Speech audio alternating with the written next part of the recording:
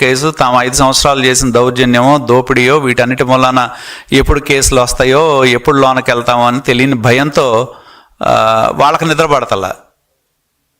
జగన్ పర్యటన చేస్తే మాకేమిది? కాబట్టి ఎవరు ఎక్కడైనా ఇప్పుడు అదే పర్యటన చేయకూడదంటే జగన్కి అసలు నాకు తెలిసి నా గుంటూరులో మేము చంద్రబాబు నాయుడు గారు ఎన్నోసార్లు జిల్లాలో పర్యటనకి వెళ్ళారు. ఒక్కరోజన్నా ఆ రోజు పోలీస్ పరేడ్ గ్రౌండ్లు ఇచ్చారా చంద్రబాబు నాయుడు గారు హెలికాప్టర్ ల్యాండ్ అవడానికి? కానీ నాకు గుర్తున్నంతవరకు మా గుంటూరు జిల్లాలో జగన్మోహన్ రెడ్డి యొక్క హెలికాప్టర్ గుంటూరు వచ్చినప్పుడు మా పోలీస్ గ్రౌండ్లో ల్యాండ్ అయింది. ప్రభుత్వ సహకారం లేకుండా పోలీస్ పరేడ్ గ్రౌండ్లో ఆయన హెలికాప్టర్ దిగుద్దా? ఒకవైపు ప్రభుత్వం అనుమతి ఇచ్చిన పోలీస్ రక్షణ తీసుకుంటూ మళ్ళీ వాళ్ళ మీద విమర్శలు చేస్తాడు ఆయన. అది ఆయన నైజం. ఆయన ఉద్దేశం వల్ల ఒక్కటే, ఎందుకంటే ఈ ప్రజలు తనకు దక్కని అధికారం ఇంకోళ్ళు కూర్చోడానికి వీల్లేదు. కాబట్టి ఈ రాష్ట్రంలో ఏదొక సమస్య సృష్టించాలి.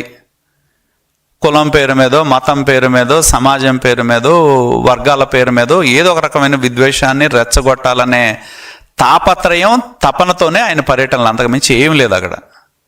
నిజంగానే ఆయన గనక ప్రజల సమస్యల మీద చిత్తశుద్ధి ఉంటే అసెంబ్లీకి రావచ్చు, ప్రజల సమస్యలు లేవనెత్తచ్చు, ప్రభుత్వం తప్పులు చేస్తే నిలదీయచ్చు.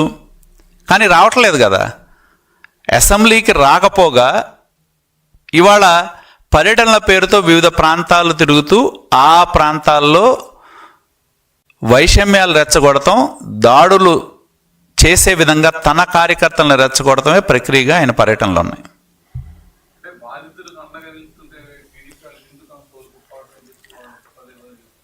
ఎవరు బాధితులని నేను అడుగుతున్నా. నేను అదే ఇప్పుడు నాగమల్లేశ్వరరావు అంశంలో అసలు ప్రభుత్వానికి ఏం సంబంధం? నాగమల్లేశ్వరరావు దానిలో ప్రభుత్వానికి ఏం సంబంధం అని చెప్పి నేను ప్రశ్నిస్తున్నా. ఆయన చనిపోయే నాటికి మా ప్రభుత్వం ప్రమాణ స్వీకారమే చేయలే. నాకున్న సమాచారం ప్రకారం ఆయన జూన్ 9న చనిపోయాడు. ప్రభుత్వం 12వ తారీఖున ప్రమాణ స్వీకారం చేసింది. ఆయన చనిపోయిన నాటికి అసలు ప్రభుత్వమే లేదు కదా. అసలు ప్రభుత్వ వేధింపులు అనే సమస్య ఎక్కడి నుంచి వస్తుంది? లేని సమస్యను సృష్టించి దాని ద్వారా శాంతి భద్రతల సమస్యని రెచ్చగొట్టి రాష్ట్రంలో సమాజంలో అశాంతి కలిగించాలనే కుట్రలో భాగమే జగన్మోహన్ రెడ్డి పర్యటనలు. కాబట్టి ఆయన పర్యటనలు ఏది చూసుకున్నా, నేను చెప్పా ఇందాక గుంటూరు జిల్లా మిర్చి యార్డుల పేరుతో వెళ్ళాడు, మిర్చి రైతుల టిక్కీలు ఎత్తుకుపోయారు.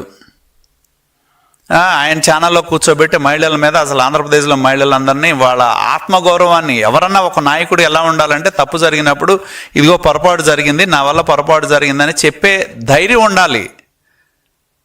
కానీ ఆ ధైర్యం జగన్మోహన్ రెడ్డికి లేదు. ఓటమిని అంగీకరించే ఆత్మస్థైర్యం లేదు. కాకపోతే అధికారం పోయిందనే అసహనం ఆయనకుంది, చూసావా? అసహనాన్ని ప్రజల మీద ఇవాళ పరామర్శల పేరుతో దండయాత్ర చేస్తున్నాడు. కాబట్టి ఈ సంఘటనే నిదర్శనం. అసలు నాగమల్లేశ్వరరావు మృతికి తెలుగుదేశం పార్టీకి సంబంధం లేదు, కూటమి ప్రభుత్వానికి సంబంధం లేదు. ఆయన మృతి చెందింది అసలు కూటమి ప్రభుత్వం ఏర్పడక ముందు. దాన్ని తీసుకొచ్చి ప్రదీప్ వేధింపులు అంటారు. అదే చెప్తుంది, గ్లోబల్కి వారసుడు ఎవడన్నా ఉన్నాడంటే జగన్మోహన్ రెడ్డి. ఆయన మించినాడు ఎవడు లేడు. జరిగినట్టు, లేనిది ఉన్నట్టు ప్రచారం చేయడంలో చాలా గొప్పవాడు. ఆయనకు టీవీ ఛానల్ ఉంది, పద్దాక అదే తిప్పుతారు, ప్రజలు నమ్మింపజేసే ప్రయత్నం చేస్తారు. కాబట్టి ఎక్కడా కూడా ప్రభుత్వం ఈ సంవత్సర కాలంలో ఆయన పర్యటనలకు అడ్డుపెట్టడం కానీ, ఆయన పర్యటనలు అడ్డుకోవటం కానీ జరగల. ప్రభుత్వం అనుమతులు ఇచ్చింది. కాకపోతే ఏ ప్రభుత్వమైనా అనుమతులు ఇచ్చినప్పుడు ఇదిగో ఈ నియమ నిబంధనలకు లోబడి మీ పర్యటన చేసుకోండి అంటారు. కానీ వాటికి లోబడి పర్యటనలు చేసే మనస్తత్వం కాదు, వాటిని ఉల్లంఘించటం ఆయన నైజం. కాబట్టి ఈ పరామర్శల పేరుతో ప్రజల మీద దండయాత్ర చేసి రాష్ట్రంలో శాంతి భద్రతలని